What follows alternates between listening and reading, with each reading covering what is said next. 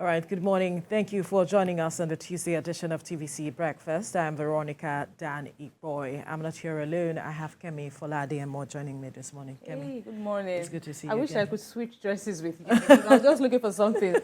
This is just the perfect shade I was searching for. Really, but you are looking bright and beautiful. It's good for You are looking so good, so fit and proper. Thank you very much. Thank you very Good much. morning. It's good to see you again. Yeah, good to see you. Well, we have an area of issues we will be looking at this morning, looking at talks around what's going on in the papers and then looking at human resource development as well as also the matter of Mali, Niger coming together to form a federation, so to speak. We'll be looking at those issues.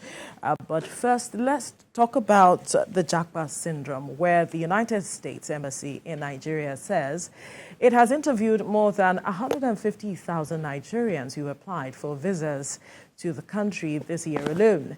The head of in Nigeria, Mr. David Green, revealed that this number was in addition to the 30,000 students who have sought visas from the U.S. for study opportunities. According to him, the demand for visa appointment outnumbers the supply. Interesting development, Kemi, how a number of persons, if we are to compare notes with those leaving the country for the UK, I'm sure the number is way higher. Because we know the bottlenecks involved with getting a U.S. visa, but it's still quite worrisome that we have this number of persons, 150, leaving the country for the U.S. And we also record the story around qualified professionals also leaving the country, where we had reports of doctors also leaving the country. And I know that some of these persons are also very qualified professionals as it is. Right, and this is just one country out of the almost 200 countries in the world, and of course, there will always be the allure of the United States, they call it the free country, and all of that. But then it's still just one country. If you go to Europe, we still have number of Nigerians.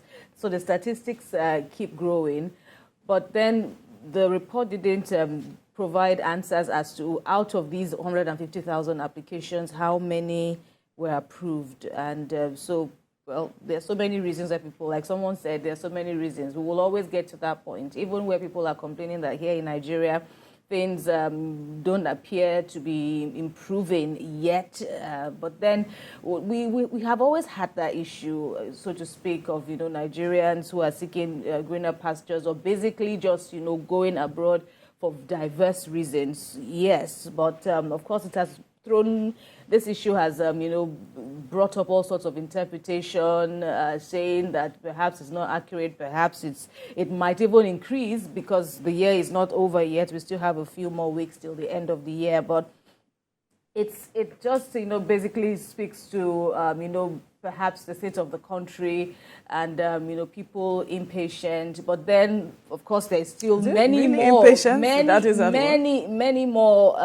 several more millions of people, hundreds of millions of people are still in the country. Is it impatience that is at work? No, whatever it is. I said for diverse reasons. People are traveling. Because I heard you say impatient, so yes, I used the word, but rather maybe I used it flippantly. But I had earlier said that people are leaving for diverse reasons. Absolutely. So, and we don't know how many were approved. You said earlier on that they were stringent. The U.S., of course, the processes, yes. Getting it's quite stringent.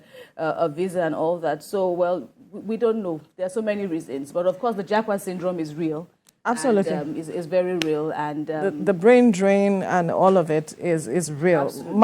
I am not really particularly interested in the number approved or not approved, whoever it is, but the fact that we are losing quite a chunk of our young talents, our best brains, our best hands, experienced hands at this point, to other communities, the international communities. That is my concern. And I'm wondering if the government is looking at addressing that, stepping in to say, maybe have a conversation with the doctors, for instance, the medical practitioners who are leaving the country, for instance, because we are having cases all over the country where even last week had to shut down certain number of words because they do not have loose, because they do not have the qualified number of personnel to handle the inflow of persons in that ward as it is. So they had to shut it down. So where will those people go to?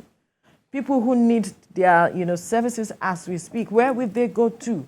Can they access medical care? We know that out-of-pocket treatment is a lot in this part of the world. So what are we doing with regards to bridging the gap? These persons are living with so much experience. I'm talking about the medical personnel, for instance.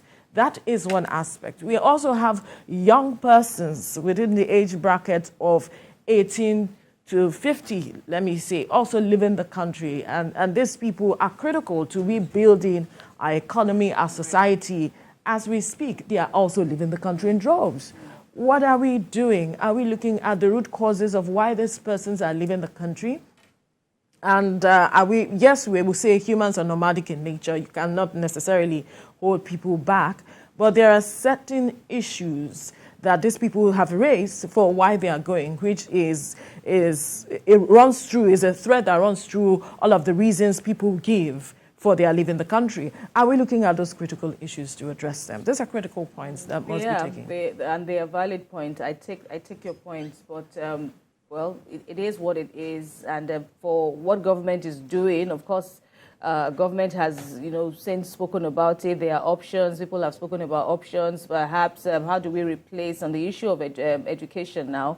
The impact of the brain drain on the education sector, on the health sector. Only yesterday we were seeing in the papers that people are even resorting. Drugs have become expensive at a time where health professionals are also not around. It is a very, very dangerous mix because, yes, there is the impact. There will remain that adverse impact on, those of us who are here at the moment. Absolutely.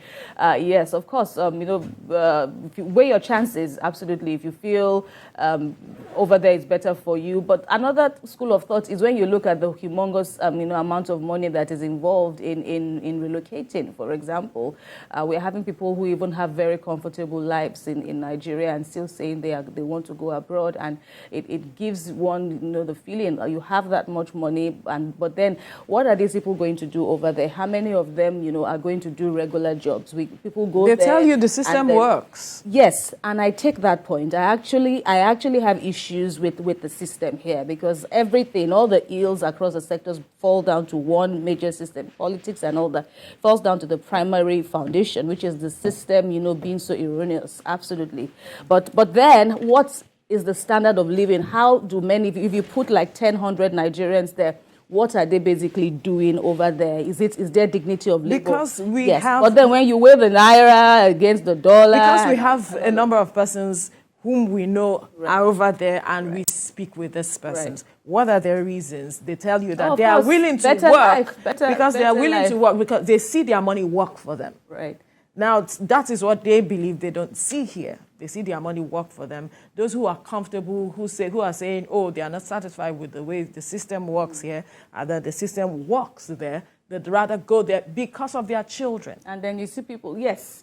And, okay, like I remember at school, someone was saying that just pray you don't fall ill. It's just pray you don't fall ill in Nigeria. That is when you will see that, okay, if you feel you have money, but systems, standards of living, how things work. Those are things to love, about abroad. And even regular people who do anyhow in the country, when they go there, we see how they adjust. Justice. Because there is a system that works. It's a lot of take-home lessons for us as, countrymen and women. There's a lot to learn from, especially if we want the life that we all seek in Nigeria. Absolutely. They tell you the people there also want to come back, but they would rather stay put there. Stay put there, even though they're spending, humongous amounts, to get that life they want, And when you look at how accessible things are, but because of mismanagement of our resources, we are where we are, and having to restore everything back is such a painful journey. It's a lot, and they tell you, even though they are second-class citizens, as we often call them, because you are a stranger in that land, and so you'll be treated as a second-class citizen, that everything works for them is something that they would appreciate and embrace, and also looking at the future for their children. So what kind of future are we building for the generation coming after us is also very critical at this point.